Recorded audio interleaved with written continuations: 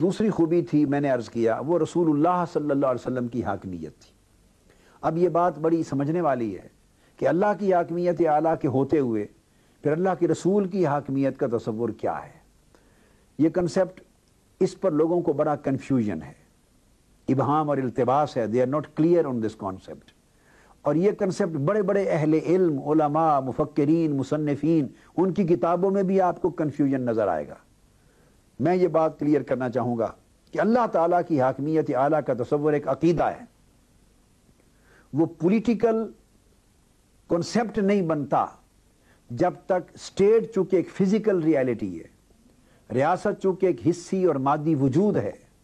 اس کے اندر اختیارات کو عملاً حسی طریقے سے نافذ کرنا ہوتا ہے۔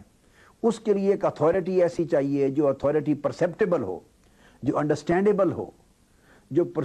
اتھارٹی کنسیپٹ میں آ سکے، پرسیپشن میں آ سکے، جس اتھارٹی تک جو ایکسیسیبل اتھارٹی ہو، جو حکم نافذ کرے، اسے ایگزیکیوٹ کرنے کا اختیار رکھے، وہ ایک ماڈل پیش کرے، اس ماڈل کو دیکھا جا سکے، فالو کیا جا سکے، ایگزیکیوٹ کیا جا سکے، اس سے مزید رہنمائی لی جا سکے اور سرٹن سرکمسٹانسز میں ایگزیمپشن دے سکے۔ تو اس طرح کے اختیارات جب تک کسی ذات میں یا کسی باڈی میں یا کسی ادارے میں موجود نہیں ہوتے، فزیکلی موجود نہیں ہوتے، اس وقت تک وہ حاکمیت اعلیٰ کا تصور عقیدے سے ایک باقاعدہ نظام کی شکل میں متشکل نہیں ہو سکتا۔ عقیدہ ہونا ایبسٹریکٹ آئیڈیا ہے۔ اللہ کی حاکمیت اعلیٰ یہ ایک بیلیف ہے، یہ ایک فیتھ ہے،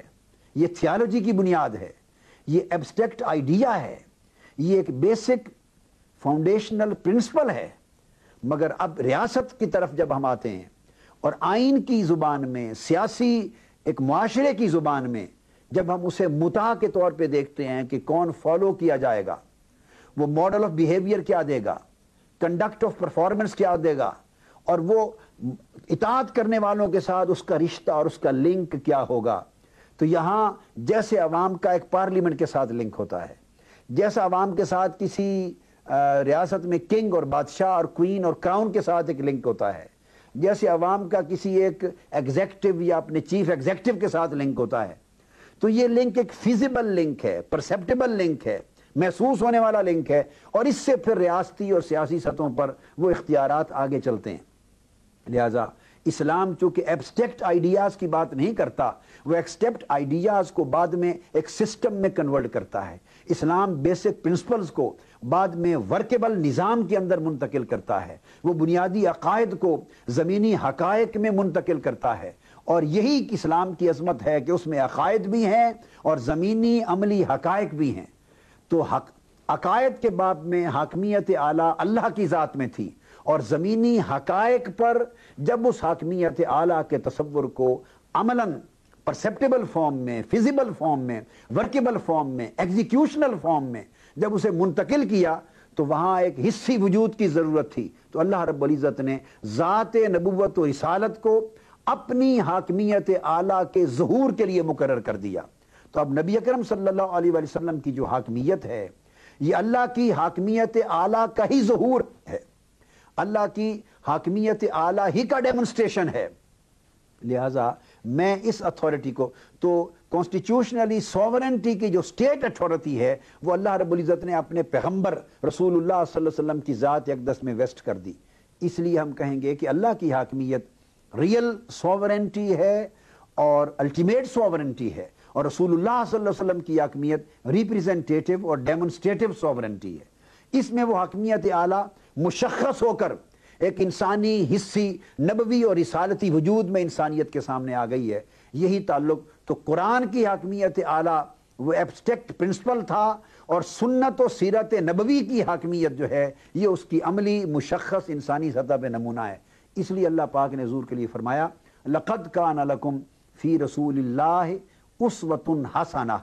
کہ اللہ کے حکم کا اگر عملاً نمونہ دیکھنا چاہتے ہو انسانی شکل میں، تو رسول اللہ صلی اللہ علیہ وسلم کی ذات اقدس ہے۔ یہی وجہ ہے جہاں کہیں قرآن مجید میں اللہ کی اطاعت کا حکم آئے گا، آپ کو اللہ کی اطاعت کا حکم رسول اللہ صلی اللہ علیہ وسلم کی اطاعت کے بغیر ایکسکلوسیو کہیں نہیں ملے گا، کیونکہ اطاعت الہی اطاعت رسول کے بغیر اپنی عملی کوئی وجود نہیں رکھتی۔ عملی کوئی شکل نہیں رکھتی، لہذا اطاعت الہی کو سمجھنا ہو تو امر رسول کی تعمیلی اطاعت الہی بن جاتی ہے، حکم رسول کی اطاعت ہی اطاعت الہی بن جاتی ہے، غلامی رسول ہی حقیقت میں اللہ کی بندگی بن جاتی۔